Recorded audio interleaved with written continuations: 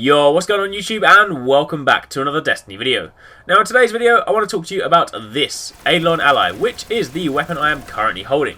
Now this, the last time you properly saw this was when I did that video on how to get the Husk of the Pit, which is the pre-evolved form of this gun. When you get Husk of the Pit, which is the white common auto rifle, you can upgrade it using the embalming orb and sort of like enough Husk or enemy kills, or hive kills should I say.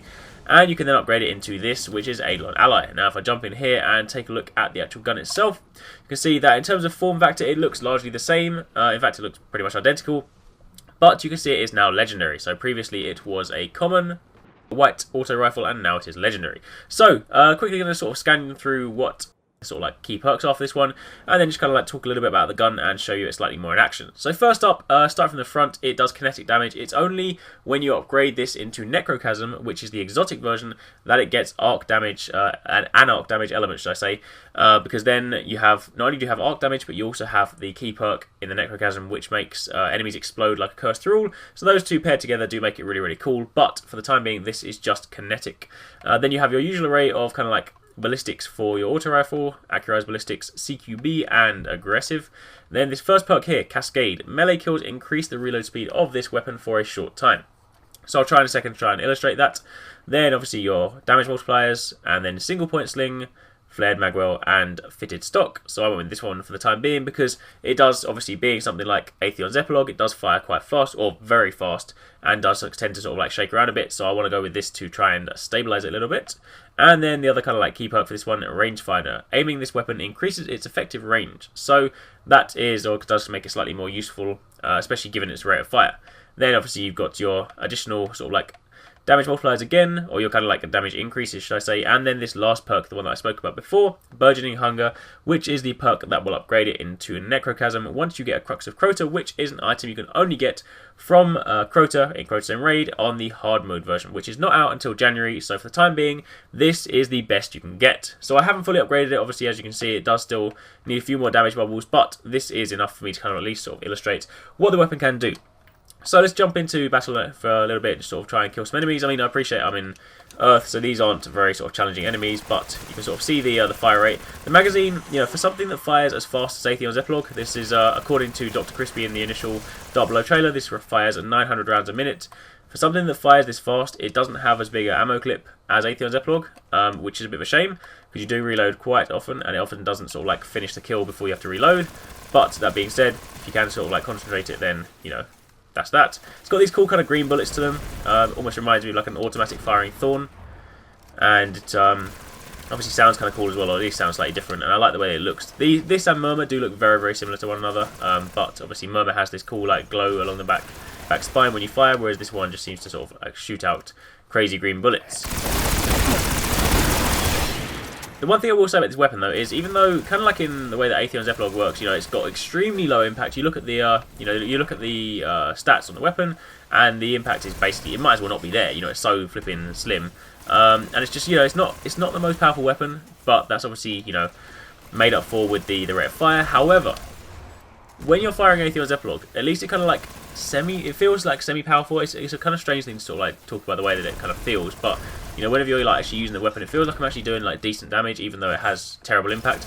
But this one, it feels like I'm firing like an automatic firing pea shooter with like fancy green bullets and a crazy looking shell. It just doesn't, like, you know, it never felt very strong when I first got it, but that's obvious because it's a common auto rifle. Then when I first upgraded it and I used this, you know, as it stood, it didn't feel that great. And even now, you know, it's killing enemies. I mean, I appreciate, again, they're weak enemies, but it kills enemies, you know, it does the job, just like Atheon's Epilogue does, but it just doesn't feel quite as cool as it looks. But again, this could well just be the fact that, given that they've introduced weapon upgrading, you know, the obvious kind of end game for this weapon is the Necrochasm. I guess if they make it sort of like, or make this stage of it too good, then people may not consider upgrading to the Necrochasm. You know, they might not experience that or things like that. So, you know, potentially it's sort of like an oversight in that respect. But either way, I just don't really, you know, I don't like Atheon's Epilogue. I used to run with a lot. I used to use it all the time.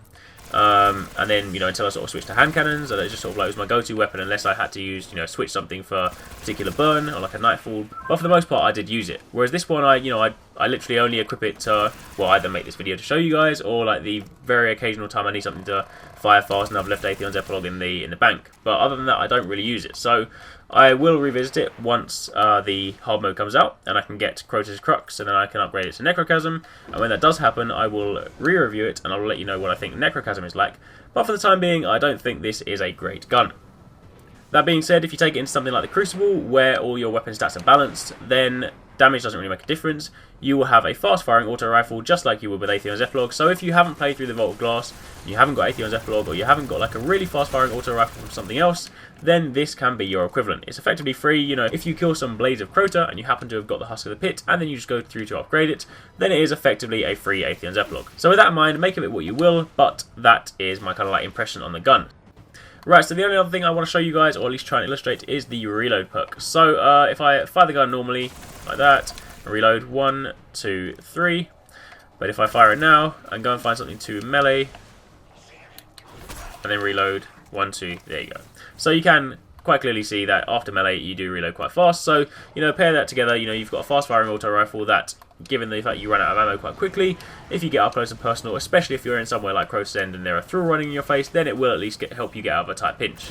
I suppose the other good application for guns like these, you know, even Atheon's epilogue, they do burn through things like thrall quite quickly. Thrall are notoriously a pain in mass numbers, but at the same time they are really weak, so they are really easy to kill. So if you do have something like this, you can typically just sort of stand there and just spray like, you know, like a wall of bullets, and they'll typically go down.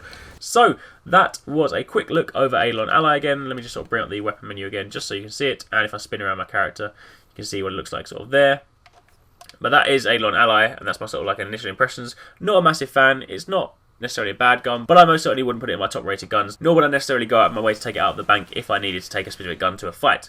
Either way, that's it for this video. Hopefully you enjoyed it, hopefully you found it helpful. If you did, don't forget to hit that thumbs up button down below. It does really help us out, and obviously don't forget to subscribe for more Destiny videos. Drop a comment down below and let me know what you think of this gun.